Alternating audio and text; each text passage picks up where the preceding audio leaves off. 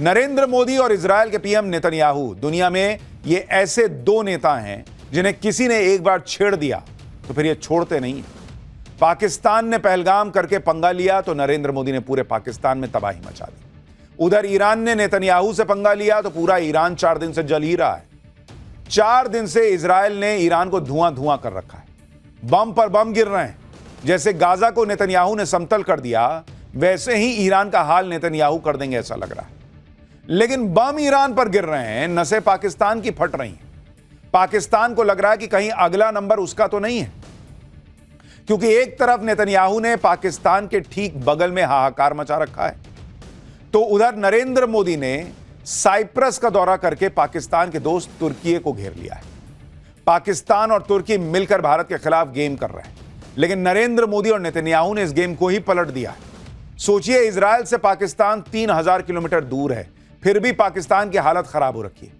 पाकिस्तान में लोग बार बार चेक कर रहे हैं कि पाकिस्तान भी इजरायल के घातक हथियारों की रेंज में आता है या नहीं। वो लोग चेक कर रहे हैं। जिस तरह से ईरान को इजरायल फोड़ रहा है, उससे पाकिस्तान को डर है कि कहीं ईरान के बाद उसके परमाणु साइट्स का नंबर तो नहीं आने वाला। कहीं मोदी और नेतन्याहू मिलकर पाकिस्तान को तो नहीं निपटा देंगे। कहीं मोदी और नेतन्याहू मिलकर पाकिस्तान के खिलाफ 1984 वाला प्लान तो नहीं बना रहे हैं। अब ये 1984 वाला प्लान क्या है? क्यों पाकिस्तान को ईरान पर इजरायल के हमले में अपनी आने वाली तबाही दिख रही है? कैसे पाकिस्तान की संसद के अंदर इजरायल के हमले का डर दिख रहा है? कैसे ईरान पर बरसती मिसाइलों ने पाकिस्तान में पेट्रोल पंप बंद करवा दिए? कैसे वहां लोग भूखे मरने की कगार पर हैं? आज ये सब दिखाऊंगा। साथ ही आपको यह भी बताऊंगा कि पीएम मोदी ने कैसे पाकिस्तान और उसके दोस्त तुर्की की टेंशन बढ़ा दी है। कैसे साइप्रस जैसे एक छोटे से देश का दौरा करके पीएम मोदी ने पाकिस्तान और उसके दोस्त को नया तनाव दे दिया है। पाकिस्तान में हड़कंप मचा हुआ है, क्योंकि अभी नरेंद्र मोदी के नए भारत ने जो पाकिस्तान की कुटाई की थी, उसके जख्म ही नहीं भरे। और इधर इजरायल ईरान को ऐसा ठोक रहा है कि पाकिस्तान के अंदर लोग कह रहे हैं कि भारत और इजरायल मिलकर ईरान के बाद पाकिस्तान को ना ठोक दे। पाकिस्तान इसलिए कांप रहा है क्योंकि इजरायल ठीक उसके बगल में बम पर बम फोड़ रहा है। 4 दिन से जबरदस्त लड़ाई चल रही ईरान और इजरायल के बीच। इजरायल पर ईरान ने पलटवार किया था, जिससे इजरायल भयंकर गुस्से में। इजरायल ने कह दिया है कि पूरे तेहरान को जला के छोड़ूंगा। तेहरान ईरान की राजधानी है। इजरायल ने ईरान पर आज फिर से जबरदस्त बमबारी की। ईरान ने भी इजरायल के तेल अवीव और हाइफा पर बैलिस्टिक मिसाइलों का नया अटैक किया।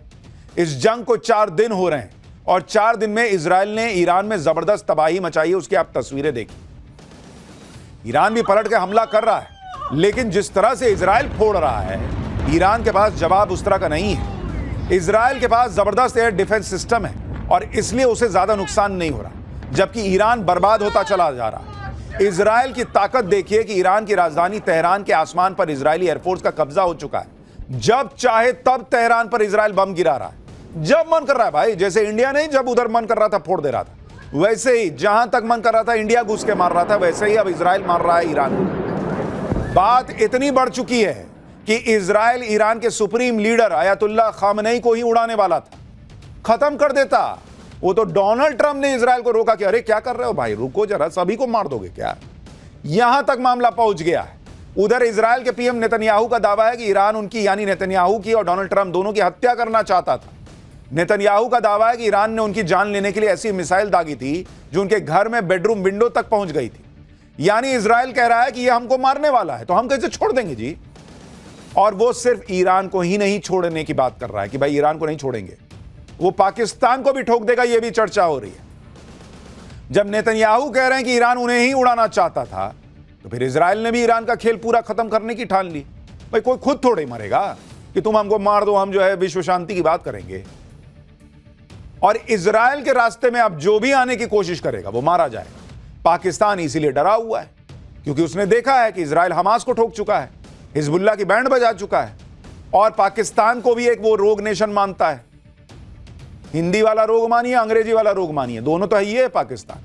अब वो ईरान को ठोक रहा है। इजरायल की इस हिट लिस्ट में पाकिस्तान का भी नाम हो सकता है। पाकिस्तान को डर लग रहा है और खुद पाकिस्तान ने इजरायल को उस पर हमला करने की बड़ी और ठोस वजह दे दी। दरअसल ईरान के वरिष्ठ सैन्य अधिकारी ने यह दावा कर दिया कि अगर इजरायल ने ईरान पर परमाणु बम का इस्तेमाल किया तो पाकिस्तान इजरायल पर परमाणु हमला कर देगा। मतलब ईरान खुद नहीं करेगा। ये गजब की लड़ाई लड़ते हैं ये लोग कि मेरे को मारोगे तो परमाणु बम पाकिस्तान मारेगा। पाकिस्तान हड़बड़ा गया। इजराइल से युद्ध के बीच ईरान ने पाकिस्तान को लेकर बड़ा दावा कर दिया। ईरान की बात सुनकर पाकिस्तान के होश उड़ गए। ईरान को भाई भाई बताने वाले पाकिस्तान ने कुछ ही घंटों में ईरान के दावे का खंडन कर दिया। पाकिस्तान कह रहा है कि नहीं नहीं भाई, हम ईरान जो कह रहा हम नहीं ऐसा कुछ बोले, हम नहीं मारेंगे परमाणु बम।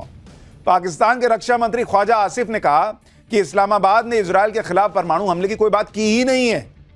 पाकिस्तान की घबराहट को आप इस तरह से समझिए कि पाकिस्तान की संसद में वहां का विदेश मंत्री इशाक डार खड़ा होकर कह रहा है कि नहीं भाई, हम कोई परमाणु बम नहीं फोड़ने वाले हैं ईरान की तरफ से। उनको लगा भाई ईरान तो बोल दिया, अब इसके चक्कर में वहां से नेतन्याहू मारेंगे या यहां से इंडिया फोड़ देगा, तो तुरंत हड़बड़ा गया कि नहीं, हम ऐसा कुछ नहीं करने वाले हैं।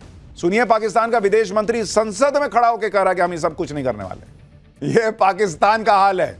जो पाकिस्तान अभी कुछ दिन पहले तक कह रहा था कि भाई भारत में पाकिस्तान के हमलों से बड़ा नुकसान हुआ है, और उससे जब पूछा गया था कि आपका क्या सबूत क्या है, तो कह रहे थे सोशल मीडिया पे खबरें चल रही।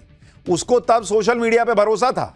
आज कह रहा है कि सोशल मीडिया पे खबरें चल रही हैं कि हम ईरान की तरफ से परमाणु बम फोड़ देंगे, उस पर भरोसा मत कीजिए, सोशल मीडिया भरोसे के लायक नहीं है। वो कह रहा है मेरा बम मेरा भाई, हम काहे फोड़ेंगे ईरान की तरफ से। और ऊपर से कहता है कि ईरान मेरा भाई है, हम लोग भाई हैं भाई, हम तुम्हारे साथ खड़े हैं। अरे काहे के खड़े हो? पाकिस्तान पूरी दुनिया में इस बात की अकड़ दिखाता है कि वो इकलौता मुस्लिम देश है जिसके पास एटम बम। कहता रहता है कि उसका एटम बम मुसलमानों को बचाने के लिए, इस एटम बम से वो पूरी दुनिया के मुसलमानों को बचाएगा। लेकिन बात जब ईरान के मुसलमानों की आई तो सामने इजराइल दिख गया, उसकी हालत खराब हो गई। पीछे पाकिस्तान को दिख रहा है कि इंडिया ठोक देगा, इधर सामने इजराइल खड़ा है।